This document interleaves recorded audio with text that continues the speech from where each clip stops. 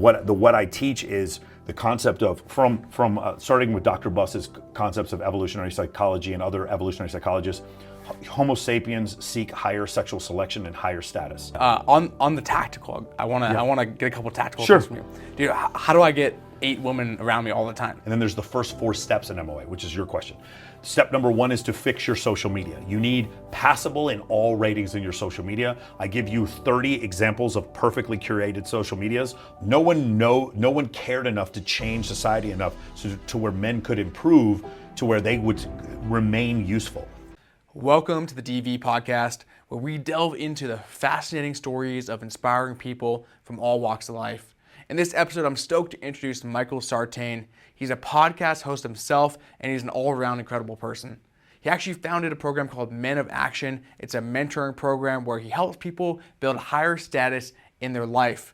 As a retired captain of the U.S. Air Force, he's a true man of action and has developed an incredible life. So let's dive into his story and hear the crazy lifestyle he's had and how you can become a person of status. Dude, yeah, man, let's dive in. So, okay. So, dude, who's Michael? Oh, that's good. Wow, man. I still kind of see myself as an Air Force captain. Like when I was in the U.S. military from I think I was 26 to 33. I was in there for 7 years. And I think it probably changed me the most. It was probably the best decision I ever made was to join the military. I did it right after 9/11. I was working at a nightclub. I was working at a gentleman's club, actually. I was a manager. And I just one day after 9/11 happened, I had a degree. If you guys remember back in 2001, there was not a lot of jobs. We were going through like a mini recession. We had the crash of Enron and MCI WorldCom, and then we had the dot-com bubble, and then we had the crash of 2001 after 9/11 happened. And so I just went and I joined the military, and it taught me a lot about leadership. And during that time, I got into audiobooks, so I started listening to audiobooks all the time. Started to get through like 50, 60 audiobooks a year, and I like vaguely sort of got into the self-help community, and I started giving speeches back in 2008. And so probably from 2008 to 2019, I was just like I was invited to speak at different conferences and stuff, and like coach for free. And it was nothing. I was working in finance. It wasn't anything I was doing professionally. And then I think 2019, it was this point where I was talking to this one guy, and he was saying something to the effect of, when guys invest in your program, they try so much harder, right? When they're watching a free YouTube video, a few people, but it's less than 5%, will actually like put a fire in their ass and actually go change their life, become a real estate agent, right? Fix their social media, get in shape, build a 7-figure business from free YouTube videos. It's a very, very small amount. But when people actually like invest money, I was talking to Cole Gordon. He paid one of his mentors $120,000. I had another buddy of mine who went to high school with me. He paid Grant Cardone $120. No, I'm sorry. First guy paid Cole Gordon, paid Patrick Bet David $200,000 to mentor him. Another guy I know paid $120 for Cole Gordon to mentor him. And both of these guys came back to me and was like, "Yeah, I tripled my business. It was worth every penny." One of the things is like when we started this business, one of the things you can write off is continuing education, right? If you have your business, if you want to take someone else's course, you can write that off for your clients, right? Or you can write that off for yourself, like taking a sales course or something like that. So we started doing that. End of the year, we got to write stuff off, so we would like buy these courses. And the thing is, a lot of them are so incredibly helpful, but from the outside looking in, to a lot of people, they may look like, well, I don't want to pay that much money to learn how to sell real estate. But if you do, though, you're already in the top 1% if you do learn how to sell real estate from a course. Do you understand what I'm saying? I think that's probably kind of a big issue. It's like sort of like a scarcity mentality. And I was that way too. I was like never going to pay for anything. And then when I started doing it, I was like, man, you learn so much more this way. And these guys actually do have these secrets. And then you see this like rise of this coaching brand that has happened recently, where there's a lot of people who start podcasts and become coaches and create their own programs. The problem is that so many of them are scams that becomes problematic. But I think the internet can balance that out by the positive and negative reviews. I know one dude, this guy's a complete scam artist. He makes all of his clients, in order to continue the program, they have to give him a positive review in order just to get to the second part of the program. It's an utter and complete scam. And so he has these tons of. Dude, that's the guy that our mutual friend is going through an issue. I don't know what you're talking about. I don't know. I don't know anything about what you're talking about. But like that whole situation, when you do that, one of the problems that happens is like now he's got a bunch of positive testimonials. I have 50 testimonials that I have on my website and probably another couple hundred. in other places, but just on the funnel, on the sales page, there's just 50, just because it's too long after a while. They're video testimonials. And it's just one of these things where like, I feel like right now, if you try to start a business and all you did was just be normal and not try to scam people, like literally gave what you promised that you were going to give and don't overpromise. There's always this battle between fulfillment and sales, where fulfillment is like, I can't guarantee this. Why are you doing this? And sales is like, guaranteed in 60 days, 100% satisfaction. And then fulfillment's like, hey man, chill with that. Like let's actually like tell them they're gonna have to bust their ass. It's gonna be hard. Some of you aren't gonna make it. And sales is like, fuck that, no, 100% guaranteed And there's this balance that has to happen. And that's one of the things I do with my team is like, we're never gonna promise anything we can't do. And they've come to me with some wild, crazy ideas. And I was like, no, if we can't 100% fulfill this, then we're not going to put it in our ads. And that's one thing that's really been very helpful for me is like, and also just to be fair, I don't have millions of followers or millions of subscribers on social media because I don't do that. I don't overpromise anything. I have this very like moderate, realistic promise that I can get of the results I can get you. And then I have 600 clients that say, yes, what he said is true. And then that's it. That's what I do. Dude, I mean, so I see the same problems. I call it the growth fulfillment paradox. Yeah. Like, dude, we're trying to grow the business, got to manage the business. So what we ended up doing was putting a onboarding specialist to bridge that gap. Yeah. So bring them in, recorrect expectations. So it's interesting that you experienced that same thing. Yep. Shout out to Gashard. He's our onboarding specialist. Nice, dude. He was our first onboarding guy. I have 8 networking coaches. These guys are like coaches who they specialize in a different topic that they actually teach. Then I have onboarding coaches that once you buy the program, they're the ones who install, they get you on School. We use School. We don't use Kajabi anymore, Discord. We use School. And then I have guys, the setters and the closers on the sales team. Those guys also. And then I have a video editing crew and stuff like that. Cool, dude. Yeah, so it's men of action, right? And high status lifestyle in 40 days. Yeah. What is that? Is it 40 or 60? Is it 40? Maybe it is. I don't know. I thought it was 60 days. So what it is the concept of, so that's what we sell, right? That the advertisement is a bunch of... You are the advertisement, yes, dude. You live and breathe this stuff. Yes, private jet, girls, nice cars. Yeah, a bunch of so here's the funny thing. There's no private jet, and there's never nice cars. So this is... That's the illusion though, correct, right? Correct. No, you're not wrong. The thing is, in my videos, there's never private jets, there's never expensive watches, and there's never pretty girls. Because there's another thing I do that's different than other people, is I show you this lifestyle, but you can get it without spending money. This is like mind-blowing to I'm wearing an Apple Watch for a reason. Like, I don't ever want to make this program seem like you need money to do this, because you don't. What I teach is the concept of, from starting with Dr. Buss's concepts of evolutionary psychology and other evolutionary psychologists. Homo sapiens seek higher sexual selection and higher status. So I understand that in myself, but when you start to understand that in other people, that's when you make $1 billion.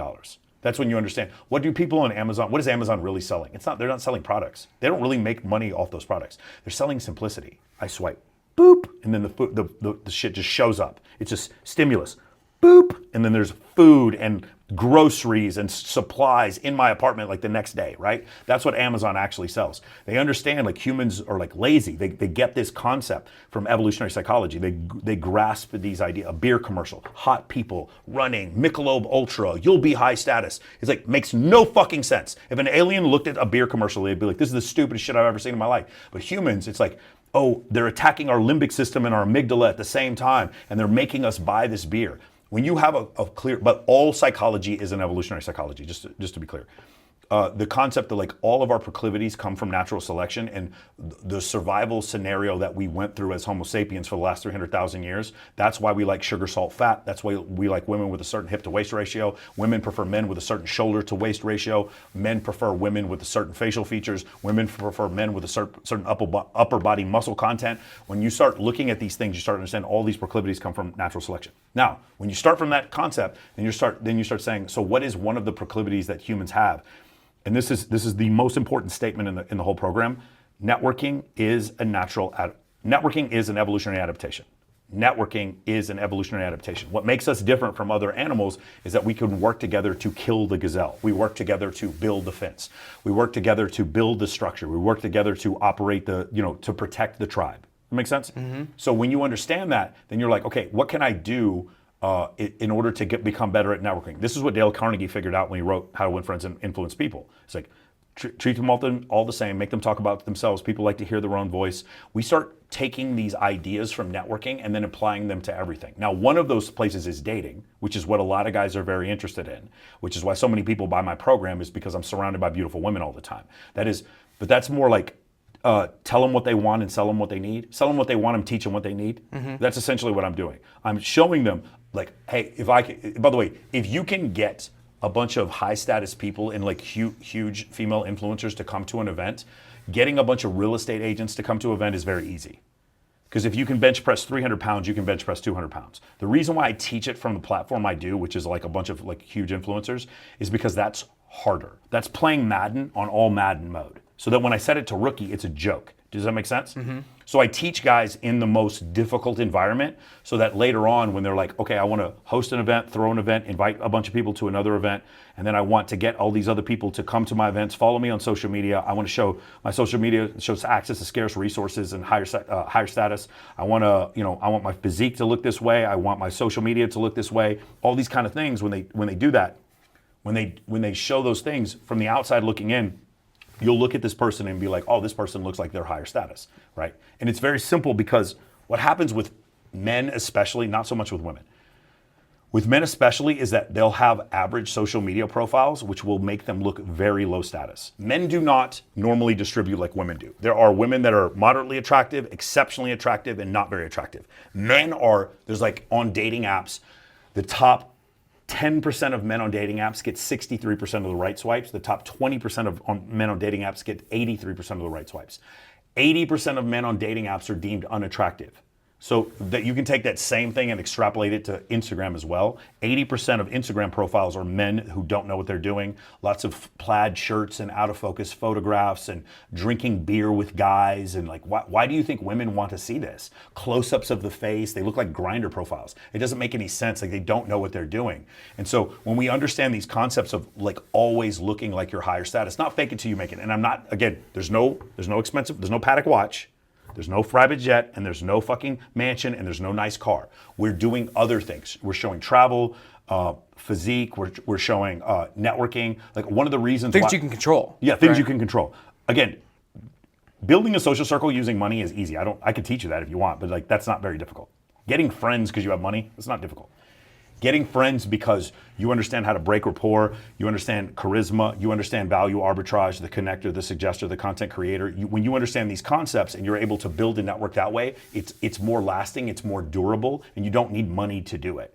And so when I teach these concepts, for a lot of people, they have a hard time with it. Even me explaining it right now to a lot of guys won't make sense. Then they'll go to my Instagram and they'll be like, holy fuck, okay, I get it now. I understand. I didn't understand what he was saying, now I get it. Like for me, it's like I'm friends with several guys who are, a few of them are Fortune 500 CEOs, several billionaires. And then I'm also friends with like Dan Bilzerian. And then at my birthday were 54 girls that showed up and like 8 of them were playmates. And I'm not saying that to brag. I'm saying that because I created a lifestyle to where people want to network with me. People want to come into my circle. Most of my friends meet their girlfriends through me. Most of my guy friends get their jobs through me. Most of my friends meet sponsors for their events through me. Most of my friends connect with their other friends through me. I end up being like this hub and I teach other people to kind of do the same. You know who Dan Fleischman is? Mm-hmm. Yeah. Dan Fleischman. If Dan Fleischman taught a course how to be Dan Fleischman, this is that course. That's the best way to explain it. Yeah, I mean, dude, his book should be called How to Throw an Event. Yes. Really, but yeah. So Dan Fleischman will throw an event, and at the event, he'll invite a ton of influencers. This is what I love that Dan does. Dan will invite 10,000 girls and 100 guys, right? To get the ratio right. Because Dan understands what really attractive women want to see is really attractive women, what guys want to see is really attractive women. So he'll throw an event like that and he'll end up with a ton of people showing up. So like Dan, if Dan were to teach a course how to be Dan, this is the course. That would be probably the best way to explain it, right? Using influencer events, using social media, using connections, using collaborations with other people. Those are the things that we teach you. We have very simple steps to begin with, but it takes work. It takes work, and not a lot of work, but it definitely takes work. And for a lot of people, it takes them getting out of their comfort zone to say, okay, I need to fix, like, again, I'll just use Madden as another example. There's speed, awareness, agility, you know what I'm saying, catching, all these different attributes in Madden. Mm-hmm. And each one of them, some of them like Tyreek Hill would be low on strength, but high on speed, right? And then Terrence Armstead would be like high on strength and low on speed. Like, it would be different depending on the size of the player. I want everyone to be up at a 90 in all the attributes. Does that make sense? So it's physique, and does my social media look right? And do I have this correct network? And am I building this business? And what are the books that I'm reading? Like all these parts, we try to fix and get it up to at least a 90 in all those different categories. For some people, that's hard. For some people, that's definitely getting them out of their comfort zone. But I mean, after the 500th client I've had that had success, I was like, okay, this is something that we can continue to do and replicate. Dude, so these guys that are posting plaid shirts, flannels, they're drinking beers, like close-up photos, do they don't know what to do, or they just don't know? Yeah. Like they literally don't know what the system is. So there's 3 genders. Ready? LBGTP are going to get mad at me. There's 3 genders. Ready? Here's the 3 genders: high status men, low status men, women. Those are the 3 genders. High status men and low status men have nothing to do with each other. They don't live the same lives. They have different life expectancies. They have different numbers of sexual partners. They make a different amount of money. One low status men have a scarcity mentality. High status men have an abundance mentality. I'm not saying high status men are good people. Some of them are shitty people. But high status men, high performers, they just live a completely different lifestyle. They don't have a little bit more financial options and sexual options than low status men. They have 100 times more. In fact, you might say all of the options are in this low status top 20% of men category, right? So what happens with these guys is that the ones that are, most of us are just born, unless you're born into money or you have extremely charismatic parents or something like that, you're just born into a situation where you're like low status, and women want you to quote unquote figure it out. They want you to figure it out, but they're not going to figure it out for you.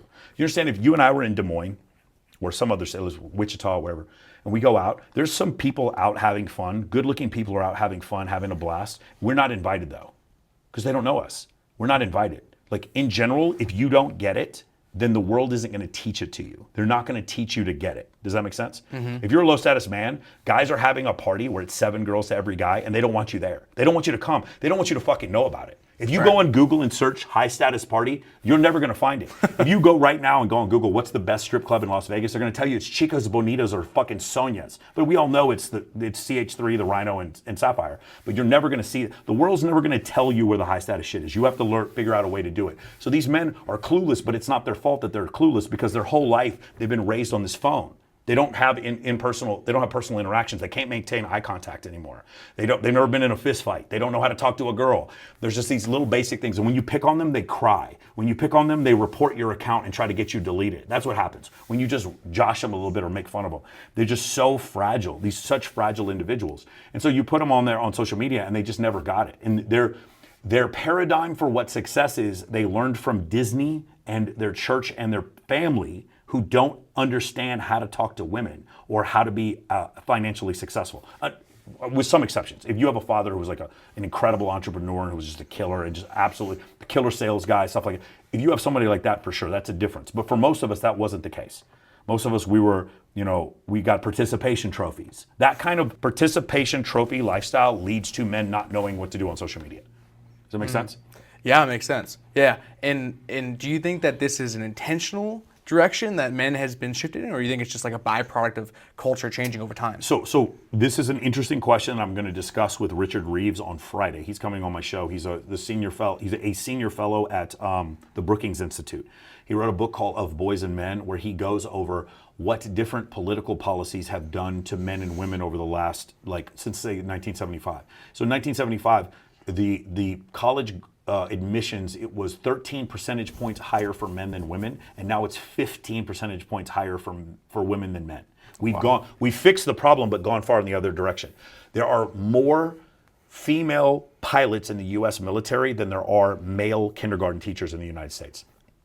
5% of psychologists under the age of 30 are men. 5%.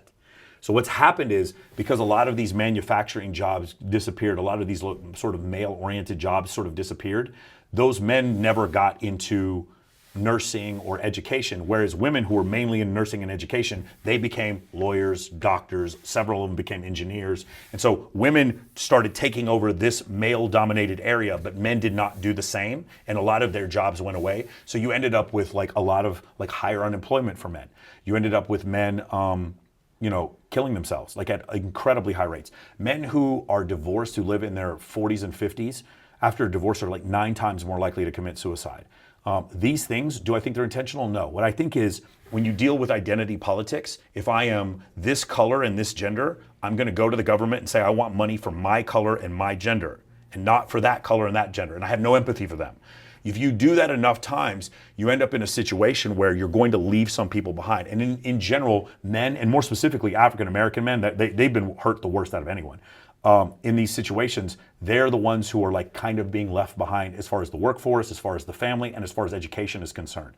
Do I think it's nefarious and like conspiratorial? I do not. I think it is negligence. I think it's a function of negligence, and it's a function of, there's a great book. One of my favorite books is called Conquering the Sociopath Next Door by Dr. Martha Stout. And in the book, she talks about this thing called corporate sociopathy. It's so fascinating when you think about this. You can substitute a corporation for the government. Either way, it could be the same thing.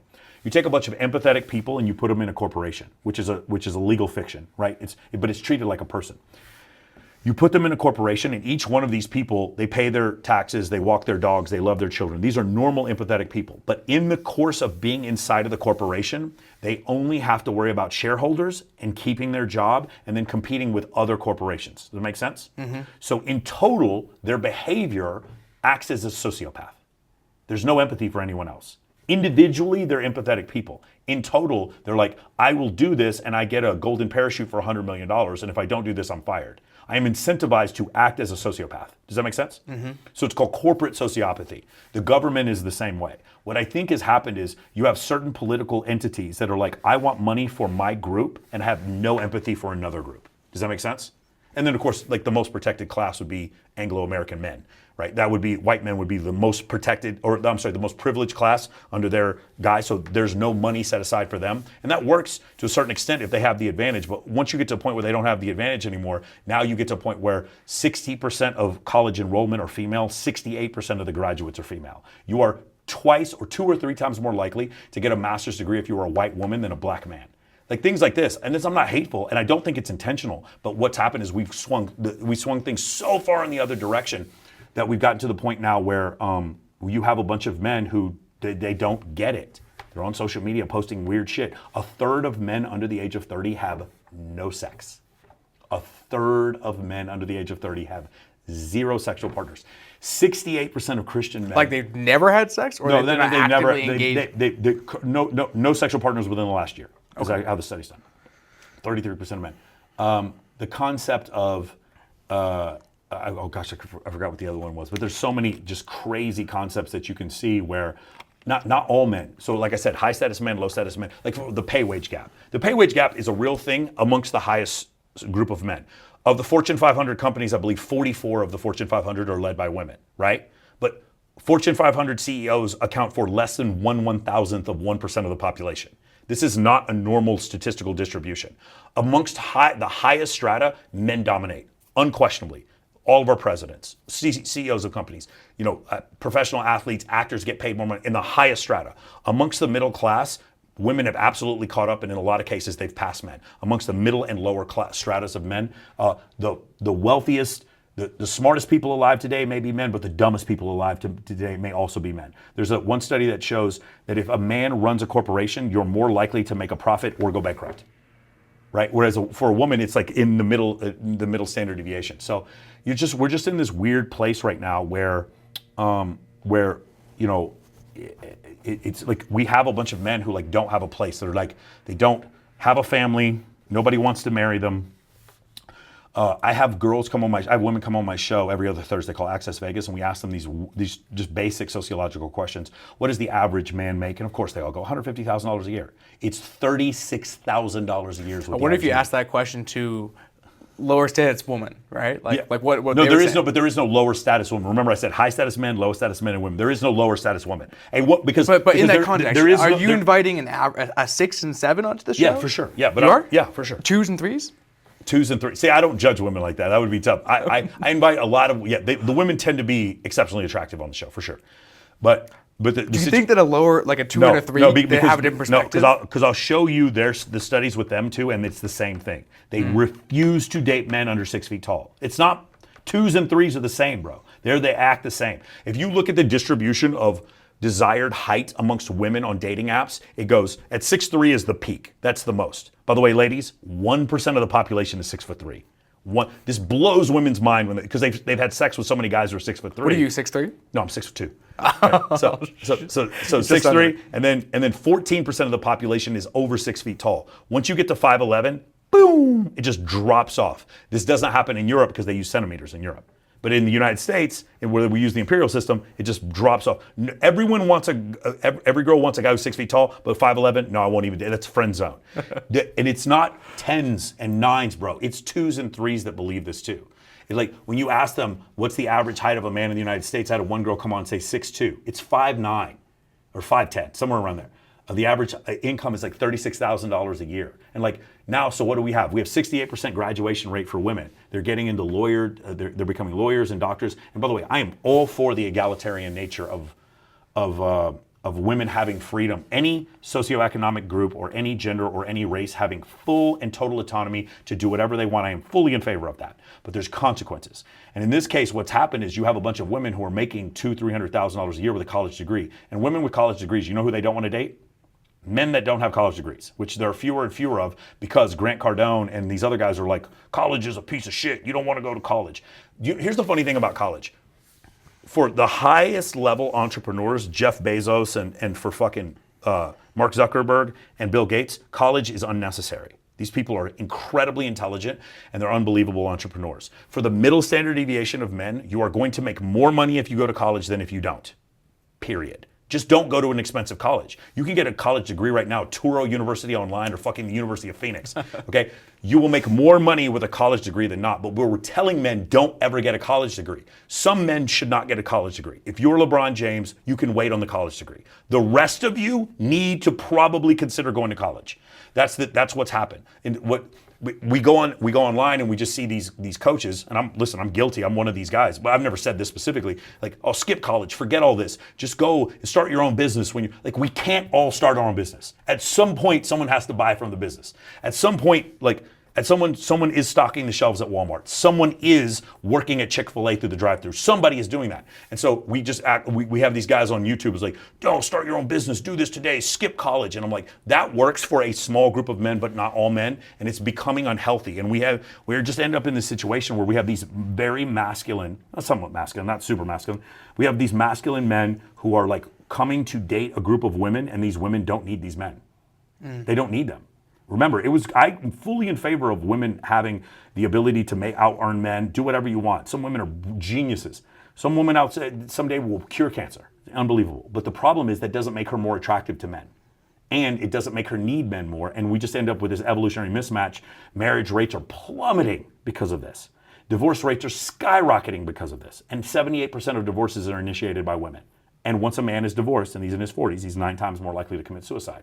So these are the kind of things that we talk about. I know you got in asking me the original questions about the program. The program for men is to get you in that top 10% as far as how you look on social media, your business, your physique, all these things. Get in the top 20%. It's never been easier to get in the top 20% than it is right now because the world is training men to be normal and average and boring. To get in that top 20%, if you do anything extraordinary, you're automatically there. It's just not that difficult. You just post every day on social media, you're in the top 20%. Yeah. You understand? So many guys I talk to right now, they're like, yeah, I don't want to have an Instagram. And I'm like, I don't know what you think. You're going to go to the mall and meet your wife. Like, that's not how the world works anymore. It's not 1985. There's just so many mismatches and so many people who just will not come along. For attractive women, they have nothing to worry about. It's all worked out for them until they get to the point where they're in their late 20s, early 30s, and now they're competing with 23-year-old versions of themselves, and they're not getting the same response from men that they were getting before. These men still want to have sex with them, but they don't want to settle down with them because there's the 23-year-old who's over here who's like a younger version of the 28-year-old. And now women are now complaining, where are all the good men? How come these men are all I'm 33 and I have a kid. When are these men going to step up and take care of me and my kid? That's what's happening now. And where are those men? Where are those men? You know what I'm saying? But where are they? But you didn't want them. You meet them all the time, but these women don't want these men. You know why? Because they're 5'11" and a half. because they don't make 70,000, they make 65,000 a year. They don't make enough money, and they're not tall enough, and I'm not going to settle because Cardi B told me not to settle. It's Because unrealistic expectations. Nicki Minaj told me to be a bad bitch. That's the reason why I'm not going to settle. I need my man. He's 6'3", makes $500,000 a year, and he's going to come take care of me and my kid. That's what's going to happen. And we get into these unrealistic expectations. And when you ask women, they're like, "Would you rather be single or date a guy who's short?" They're like, "I'd rather be single." It's crazy, bro. Yes, and the reason why is because social media. Social media has gotten us to the point where women have visual access to all these unrealistic scenarios, but they're not unrealistic. A girl who's moderately attractive can slide into a celebrity's DMs, and if he's bored, he'll have sex with her. It happens all the time. Leonardo DiCaprio was like notorious for banging all these young chicks in Los Angeles. Hundreds of them. Have you ever heard the stories? He like literally would like put headphones on while he's having sex with girls. Like he'll have, you want to message Leo, he might hit you back and have sex with you. For these women, they're like, well, I had sex with Leonardo DiCaprio, therefore that's what I deserve. My husband needs to be at that standard. $50 million a year, fame, like anything less than that. Oh, this guy, he's 5'8", done. No, I'm friend zone. Like that's what happens, and you have these incredibly unrealistic expectations. For men too, by the way. Men to a certain extent do too, but men it's kind of the opposite. Like they're dating a stripper who's like very physically attractive, and they think she's going to settle down and change for him. That's not going to happen either. Men are just as delusional. Don't get it twisted. But you know but that's just that these intersexual dynamics are part of the things that we go over in the program. And the other thing that's like really important to understand is there's a wonderful book by Ashley Meir. She's a doctor at Boston University. And she says that she went undercover as like a model for like a couple of years. She would go to nightclubs. She was a runway model who got her PhD in sociology, and she goes to nightclubs. Even though she was like 31, she looked like she was 25. So she would go out with all these different nightclub promoters in New York every night. And one of the things she said was that when we were in the Hamptons, there were men who were actually doing huge business deals and meeting other men in the Hamptons, and their ticket to get into every party was what? I don't know. Followers? Having hot girls with them. That was it. And that's the way clubs are, right? Like if you go in. That's the way. Hold on, that's the way everything is.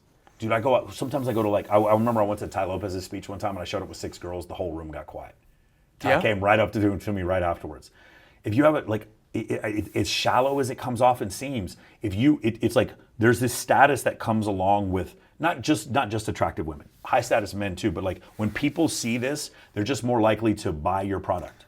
Yeah, but the thing is, and the thing about that is you can't fake that. You can fake followers, Yes. you can fake money, you can Correct. rent a car. Yes. You got 6 girls with you. That's as real as it gets. You could have paid them, and by the way, some people will accuse you of that when it happens, but it's not true. Like when you see it happens, when you see compliance like that, for whatever reason, a trigger goes off in people's heads, and other people want to network with you and want to invite you to things. I get it. I'm not gonna lie. I get invited to like dozens of podcasts a week, and the reason why is because they see the girls on my IG. I'm sure they like some of my content too, but like that's one of the main, especially in the beginning, before I had a podcast. I would get invited on places all the time, and that would be the reason why. And the thing is, like, it's really crazy when you just see humans as hairless murder apes. This veil you get to see peek through the veil, and you can actually see this is what stimulates people to buy, to be persuaded. This is what stimulates people to see other people as high status. When you do that, man, it's just like the world becomes so much easier to navigate. You know what I'm saying? Still maintain your. I'm not recommending you do anything more immoral, and under no circumstances do you lie. We do not lie in my program. There's no lying. What we do is we recommend. No, like I don't even like fake it till you make it. I don't want you to take pictures that make you look in better shape. Just get in better shape. I don't want to make it look like you travel. Actually, fucking travel. But when you do it, take pictures of it. Show it, display your interesting life in a cool way. You don't have to be a billionaire. This is really important. You don't have to be wealthy to have an interesting life. You can have a very interesting life without being wealthy. You can have a very interesting life, but with just having a basic understanding of how to use, photography. Photography and videography is so powerful in order to share a story that you're an interesting person. Then people want to network with you. They want to invite you to things. That's another thing as I teach my guys is just like they have incredible levels of access to like. They get invited backstage to the TEDx conference. They get invited backstage to the CES event. They get invited on stage to Electric Daisy Carnival. And they also get invited to the Playboy Mansion. You see what I'm saying? Mm-hmm. But here's the thing. The skill set to get invited to the Playboy Mansion and the skill set to get invited to the TEDx, it's the same skill set. That's the part that blows people's minds. It's the same skill set. Like you and I, let's say you and I wanted to get in front of a venture capitalist, right? And then Jake Paul wanted to get in front of a venture capitalist. Who would get in front of it before? Yeah, probably not us. Jake Paul, right? But like, let's just say we were venture capital. We literally were in that industry. Jake Paul would still get there before us. Why? Because he has status. He doesn't have venture capital status. He just has status, period. Do you understand? If The Rock wanted to try to get some resolution passed in the House and the Senate, or we tried to, who would have a better chance? Yeah, so status outranks everything else. The Rock would literally make a tweet, and then you'd have some congressman trying to propose it on the House or the floor of the House, because he doesn't have political status. He just has status. When you start to realize status is status is status, it makes so much more sense. It's not just having status to pick up girls. It's like having status for everything in your life. And it just makes sense. So we go back to the original thing I said, which is that networking is an evolutionary adaptation. When you grasp that concept of networking being an evolutionary adaptation, then the rest of it makes sense. You just kind of know what to do. You understand people's proclivities, people's motivations, right? Motivation is really simple. When you look at motivation through the lens of evolutionary psychology, all of it makes sense. It's so simple. So, dude, I was going to ask you on like what you thought, what the fundamental part of the status is, girls, money, but I think I'm understanding it to be the displaying the perception of status to the world, and not just the perception, but the truth of it, yes. right? But presenting that. All the other aspects, I don't think does it really matter if it's girls or if it's... No, we have so I have several. So again, I'm selling a product. Yes, girls, they sell the product very well. Like we've tested several different advertisements. Is girls the best? The one with the girls does the best. There's no fourth wall in my program. I'm telling you guys right now, we've tested several different ones. The ones with the prettiest girls sells the most, moves the most product. But no, the thing is, instead of asking that question, consider your ancestors 50,000 years ago that lived in a tribe that were constantly, like, there were food shortages, there was the fear of drought, and there was fear of predators, and there were fear of other humans coming and killing them, right? Mm-hmm. Who would you look to for leadership? The man with the broad shoulders and the deep voice who looked like he was comfortable doing a fair amount of violence. Look at who the women find attractive now. Brock the bartender, who's 6'3" with tattoo sleeves, who looks like he's capable of committing a fair amount of violence. What I'm saying is these feelings that we have, or like do you notice all of our presidents are 6'3", 6'4"? Yeah. Like, why is that? Why are we listening to these men? All of them have tremendous speaking voices, well, at least the ones we've heard on TV. They have tremendous speaking voices. They're all great orators and incredibly charismatic. Why do we choose these men as leaders? It's not an accident. It's not because of like cultural conditioning or racism. It is a function of our ancestors would look for certain traits in people to be their leaders, right? When we look at, when you consider it from that standpoint, who are the guys with the high status? The ones that were bringing the gazelle back home. The most productive and competent men were the ones who got the prettiest wives because they had the most status. So when you break it down to that, it makes sense. Now, a lot of people are going to listen to this. They're going to be extremely turned off by this entire conversation. No, Michael, I like to stay at home. I want to be myself. This doesn't feel organic. That's fine. You can be yourself. You can be organic. You can do that. I think my clients are just a little bit more ambitious, and that's the reason why they seek me out. If you're not ambitious, well, what a great life to live. Like, you guys can get antibiotics. You guys can fly on an airplane and go 500 miles an hour for like less than $1,000 anywhere, almost anywhere in the country you want to go. There's so many. You can go to McDonald's and eat carbs till you die. Like, there's endless carbs. Your ancestor who was like low status, he was starving for food. He was trying to find food and probably died before the age of 30. Okay? You can live in a trailer park and eat French fries till you die. You don't have the same problem that he had. He has an incredible evolutionary mismatch. You understand? Yeah. So like that's where the ultimate difference comes, is that the signs that we see for like higher status people, they come from our ancestors. We just see those things. By the way, there's no money in the ancestral period. So what is the analog for money? It's competency. Money is a symbol of competency. And it's a symbol, by proxy, it's a symbol of status. That's why people like individuals with money. It's not just women, by the way. I know some people will be like, oh, women like money. No, men like money too. Yeah. Right? Men like hanging out with men who have money also, right? And men like, well, I mean, I got a buddy my age who's dating someone 3 times his age. Yeah.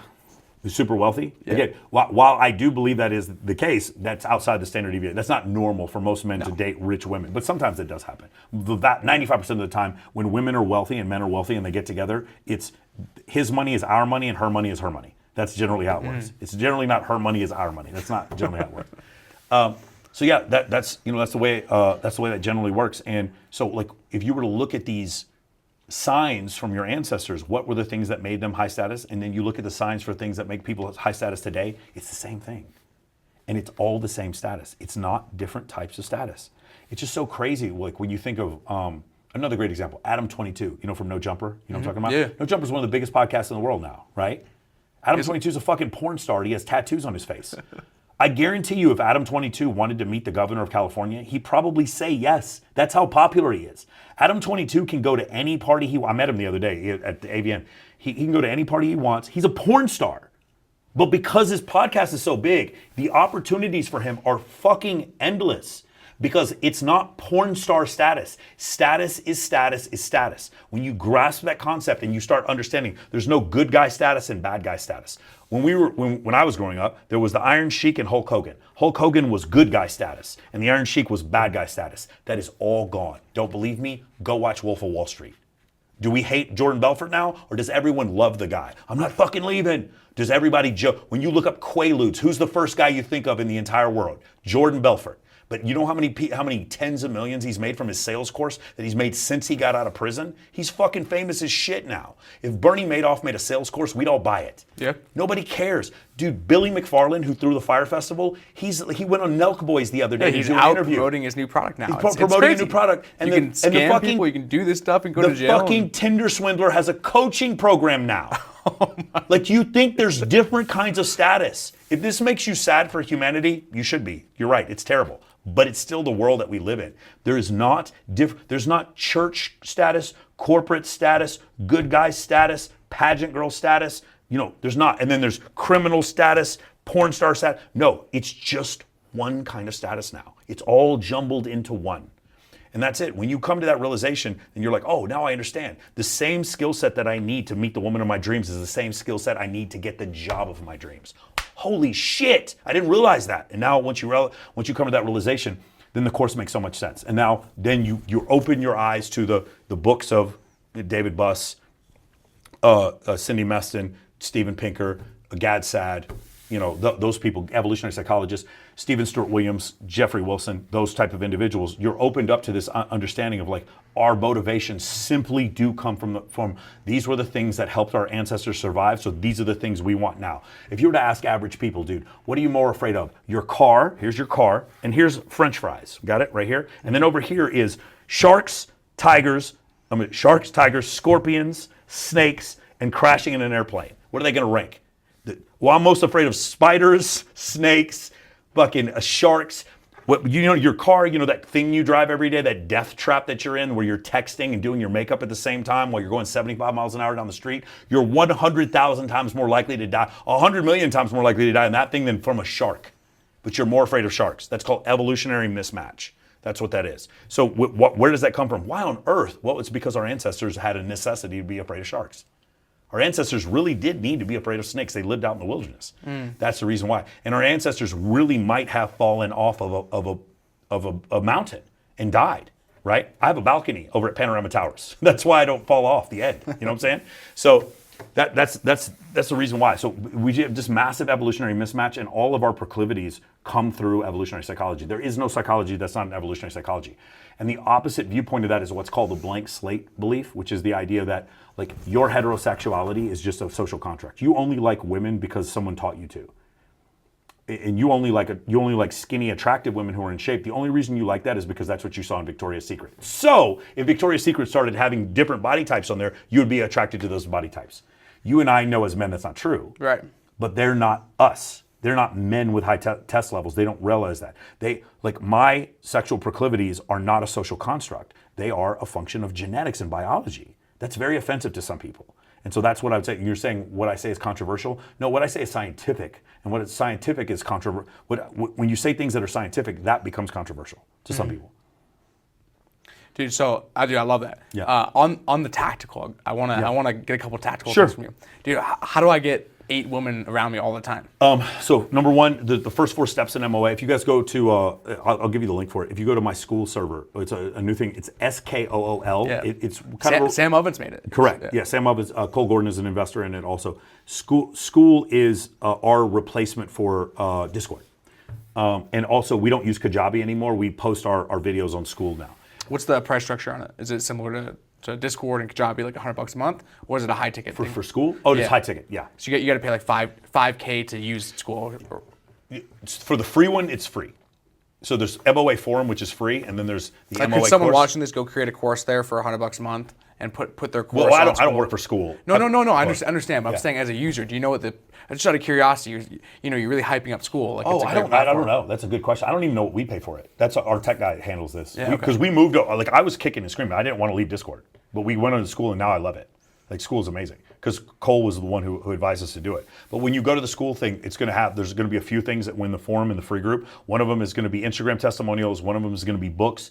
One of them is going to be the 6 rules of MOA. Like rule number 1, we don't listen to the words. We only pay attention to people's actions. That's rule number 1 in MOA. And then there's the first 4 steps in MOA, which is your question. Step number 1 is to fix your social media. You need passable in all ratings in your social media. I give you 30 examples of perfectly curated social medias. Some of them don't have any women in them. Some of them have a lot of women. Some of them have nice cars. Some of them have no cars. There's generally a lot of travel going on. Mine in particular has a lot of podcast stuff in it. But we show you 30 like perfectly curated social media accounts. So step number 1 is to make yours look like that. Step number 2 is to build a list. So like some people would have a dream sheet of all the people that they want to, I want 6-pack abs and I want to have an 8-figure company, and they put it up on the refrigerator, the little dream sheet, right? Yeah, I got one. I got one this big. For sure. Yeah. But imagine a dream sheet, except it's people you just want to network with. So for me, it might be owner of the Raiders, mayor of Las Vegas, right? These are all the people you want to network. And then on this side is 2,000 female influencers that you want to come to your events. So step number 2 is to build a list. So just like a dream sheet, except it's a dream sheet of people you want to network with. Step number 3 is to find 6 events to invite those people to. By the way, you don't follow them. I'm not telling you to follow them or even message them until you get to step 3. Step 3 is to find 6 events to message them to. So you could do a charity gala, or you could do, hey, we're all going to go see Deadmau5 on Saturday night, or you could go, we're going to go to the Babes in Toyland charity, or we're going to go to the Met Gala, or we're going to go to Electric Daisy Carnival, or we're going to go to Excess on Sunday night, or what. It doesn't matter what the event is, but you need to be able to invite these people to events, and we teach you very simple ways to do these invites. It's more evidence, fewer words. That's, by the way, if you ever wondered how do I get a supermodel to message you back, you send them evidence of a cool event that they're going to. Evidence, not flyers. Flyers are for promoters.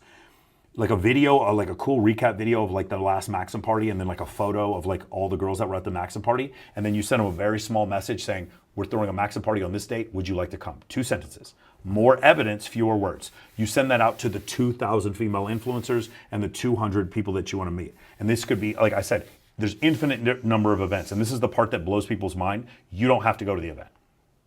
And she doesn't have to go to the event. The point is that you offered value and you opened a thread with that person. Does that make sense? Mm-hmm. Some of them are going to start following you. A lot of them you're going to end up in their feed.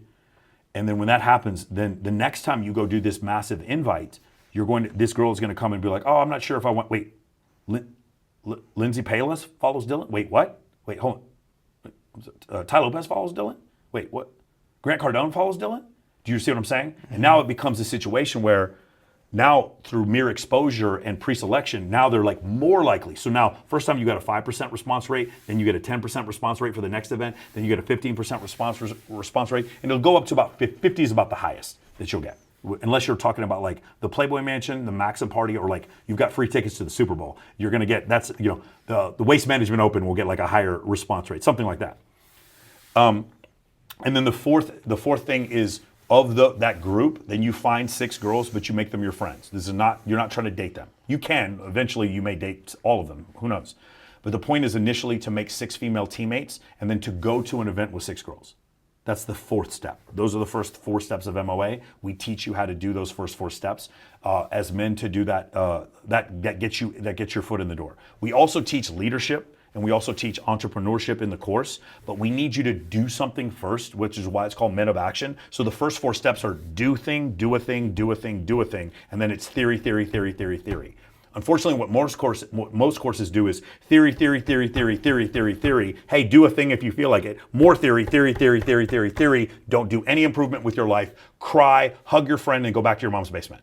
Yeah. Right? That's how, I love Tony Robbins, but that's how most people who go to Tony Robbins seminars are like, I had such a good feeling at the end. No, not in my course. In my course, you will do this thing. You have to show me your workout. You have to show me your book list. You have to show me, well, we have this one thing where you have to talk your way into something.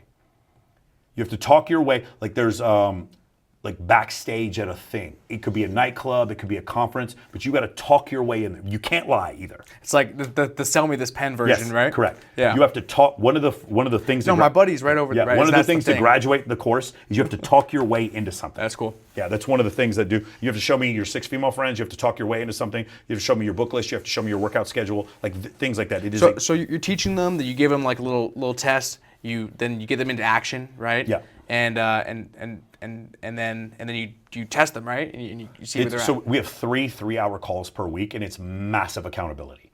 We get on, like we have one guy who comes on there and he's like, it's very clear to me he's having a problem with his endocrine system. Like his body's producing massive amounts of estrogen. He clearly has low testosterone. It's never seen. The guy can't hold on any weight, just looks very sickly. And I said, hey man, can you go get your levels checked? And he goes, yeah, definitely, I'll get my levels checked. And then he starts telling me about this event he's gonna throw. And I'm like, have you fixed your Instagram? He goes, yeah, no, I'll fix it later. And I was like, it's not called step 1 because you're gonna do it later. And I've already asked you several times to get your levels checked. You don't even have to tell me what they are, but I need you to get them checked. He comes on a month later and he's like, yeah, blah, blah, blah. I was like, okay, one more time. Have you fixed your Instagram? Have you got your levels checked? He goes, no and no. I go, okay, so here's the thing. And I asked there's 100 guys on the call. 100 guys, agree, put 1 in the chat if you agree with me. Dude, you're not gonna ask any more questions on this call until you get those 2 things done. We are holding you accountable to take action. If you do not take action, you are not going to move forward in this course. Remember, he's paying me. And I'm telling him, dude, I don't give a fuck about your money. You will complete these steps or we will not go forward. This is not your typical self-help course. We are not going to let you fall behind, and we do not accept people saying, yeah, I'll do that later. Then go do some other fucking course, because in this course, you're going to take action. I am looking for the Navy SEALs and the Marines. That's what I'm looking for. I'm looking for people who want to change their life as it is a function of life and death. They would rather die than be the same. Those are the individuals, and that's why it's worked out so well for me. Because what happens is you'll join this course, and you'll see other people that are like, holy fuck, these guys are motivated.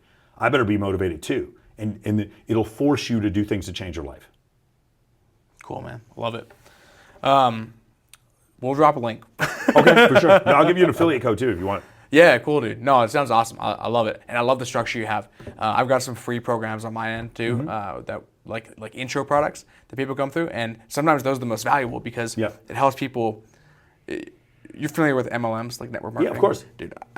I'm not a big fan. Yeah. Except for the aspect of it that it takes people and actually gives them a foundation to change their life. Yeah, for sure. And that's what that's what you're doing. Yeah, for sure. So, do people have you ever had someone now who was the big person the last year that was like everyone was talking about? Andrew Tate. Yeah, I mean, Andrew messaged me a little over a year ago. He started messaging me and saying, hey man, I want to come on your podcast. He wasn't that famous. I mean, this is before. He's the most famous person in the world last August. Yeah. He accelerated his growth curve. Yes. Like if you look on Google Trends. This is like the previous September to that August. He and I start messaging on social media, on Instagram. We go back and forth. And I remember messaging, Dan Bilzerian asked me to come over and play paintball at his house one day. Bilzerian's house. Bilzerian lives here in Vegas. And so I go to his house, and on the way over, or before I go over there, I'm like, hey man, I was just wondering, have you heard of Andrew Tate? And he had never heard of Andrew Tate at this point. And I was like, yeah, he's doing this thing. They run like a cam house in Romania, blah, blah, blah. He said, oh, that's really interesting, whatever. But he had no idea who he was. And then Andrew would ask me about Bilzerian, and I would be like, hey, I just want to let you know, blah, blah. I'm not going to tell you exactly what I said because they're both my friends. But we would go back and forth, and we would have these conversations. Then I had planned then Andrew and Dan became connected without me. Like they just became connected on their own. They met on Instagram. Then Andrew told me, he's like, I'm not coming to the States. It's like, I'm sorry, I'm just, for whatever reason, I don't know why. He's like, I'm not coming to the US. I was like, okay, cool. And then he he said, I can't come, but I have a buddy named Justin Waller, who's one of my business partners. Can you interview him? So I interview Justin. Me and Justin become really good friends. Justin's from Louisiana. I'm from Texas. And then Justin goes and does Rollo Tomasi's show. And then Rollo sees my stuff. He goes, okay, I want to come and do your podcast too. So Rollo does my podcast. Immediately we hit it off and we started a show together. So I'm doing a show with Rollo Tomasi because Andrew Tate introduced us. That's essentially what's going on. As far as the Andrew Tate, the question people need to ask themselves is, why did he grow so fast? And I don't mean like what technique did he use. What I mean is, what void was there that allowed somebody to become that prevalent so quickly? When someone becomes that popular, that means someone's need wasn't being met. Do you understand? When something becomes that popular, that means there was a group of people that did not feel they were being heard. The 2008 election with Barack Obama, African Americans came out and voted in record numbers, and 95% of African Americans who voted for Barack Obama. During the 2016 election with Donald Trump got like coal manufacturers and coal miners in West Virginia felt like they weren't being heard, and they voted for Donald Trump in record numbers. He found a group of people that were not being heard, and then once they were being heard, they acted in mass. Andrew Tate did the same thing. Who are those men? Remember I said a third of men under the age of 30 are having no sex? Mm-hmm. Remember those guys? The problem is the other side, like especially like the left or certain feminists are like, well, they don't matter. I'm like, okay, that's fine that you don't think they matter, but they can still vote. They still have some money. Right. They still can take some action. They can get you banned on social media. For sure. So where did you think these men came from? And then they see Andrew Tate and they're surprised. I'm like, no, there was this huge group of men you just forgot. You know, like most women, when there's a guy behind the cash register at Walmart, and he's like a 5'5" Hispanic guy or Filipino, women don't look at him and say he's ugly. Women don't even fucking see him. They don't even see that he exists. These men were just being completely and totally ignored in their family, in education, with their job, and with their dating. They were completely being ignored. And then a guy comes out there and be like, hey, you know what? I think it's okay to be masculine. Now, he said some things I would have never repeated. I'm never going to say Don't even say it. Yeah. My mother's no one's property, right? Stuff like that. Like, there's something he said that especially once he started making like $1 million a month from War Room, I would have taken a lot of the stuff he was doing. If I had been his lawyer, I would have been like, hey man, some of these course stuff that you say, you got to get rid of this. I'm not going to tell you I'm like close friends with Andrew. I don't know him that well. But what I do know is that as an orator, he was probably the best communicator. In a short amount of time, he was the best communicator I'd ever seen of communicating a certain idea. And the more you listen to him, the less radical he sounded. The less you listen to him, the shorter versions you listen to him, the more radical he sounded. And which is the perfect combination. It was the perfect combination. Every interview he did was the highest rated interview on whatever that channel was, right? He would break the net record for Nelk Boys, or he'd break the record for, what's the guy's name in England? Pierce Morgan. He'd get higher numbers than Kanye, right? And this guy wasn't even famous 6 months ago. The question you need to ask, because I don't know, I know he's under arrest now. I don't know if he's guilty or innocent. What I do know is that the people who don't like him need to ask yourself the question, why does he exist? Is it because all men are just misogynists? Is that why? Is that the simple, reductive answer, that men are just stupid, troglodyte misogynists? Or was there a group of men that nobody was listening to? And if you watch his content, he's operating from this level of like anger and like antagonism, where he's communicating in this really interesting way. Yeah. And it's like, but the majority of the world operates from that place. Yeah. They're in this like frustrated, anger way, and so he's speaking to them in that way that they're like, I haven't been spoken to this, right? Yeah. And so that's the other thing, is like people either hate it or they gravitate to it because it's resonating with how they feel. He gave the example of the Matrix. He consistently used the term the Matrix. It's very easy for people to understand. Yeah. You are the way you are because the Matrix wants you this way. But he didn't blame the Matrix. He's like, I just learned the rules of the Matrix, and that's why I'm rich.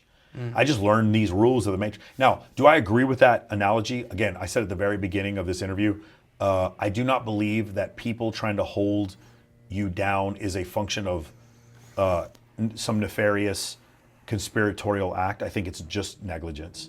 I just think it's just a function of negligence, like negligence in our education system. I don't know how to balance a checkbook. I don't know how to invest in stocks. I don't know how to invest in real estate. I don't know how to do anything really useful for my life whatsoever. My education system taught me none of this. That's just negligence. It's not deliberate malfeasance. It's just negligence.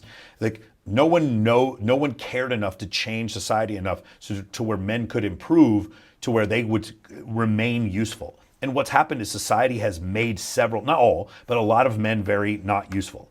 I was listening to Chris Williamson ask Richard Reeves, unironically, what are men good for anymore? And I was like, motherfucker, if the Chinese invade, you're gonna know what men are good for very quickly. The next day, you will very quickly understand what men are good for. It was one of these crazy things where, again, I am fully in favor of, people who are oppressed classes getting the ability to have equal opportunity as far as employment.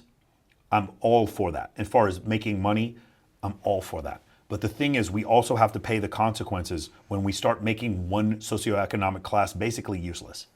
You see? And then we have a group of women that are like, well, these men are not good enough. Why not? Well, because Tyga slid into my DMs. Therefore, Tyga or bust. I'm going to get a guy who's that rich. Leo or bust. Leo or bust. Yeah. And so that's where we are now.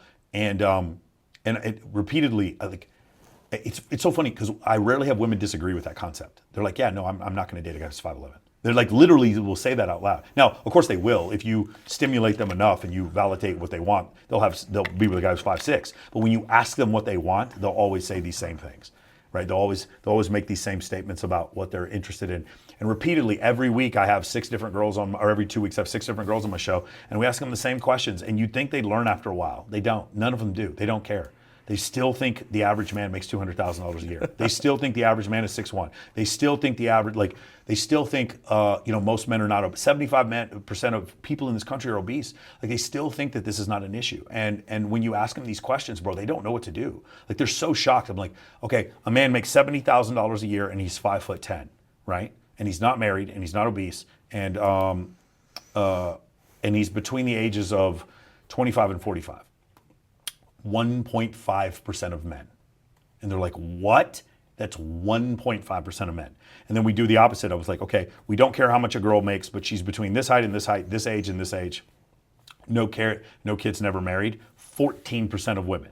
So me, as the 1.5% of men, I have to choose from 14% of women, and all those 14% of women have to all compete for me. And so what happens at the top is there's all these women competing for these very few guys. I've been to Bilzerian's house. I've seen these women, like, they're competing for like access to this small group of men, to Leonardo DiCaprio and Machine Gun Kelly and all these guys. And then there's this massive group of men that are totally and completely left behind. Dude, my most commented hate comment on my social media is, damn, Leonardo really let himself go.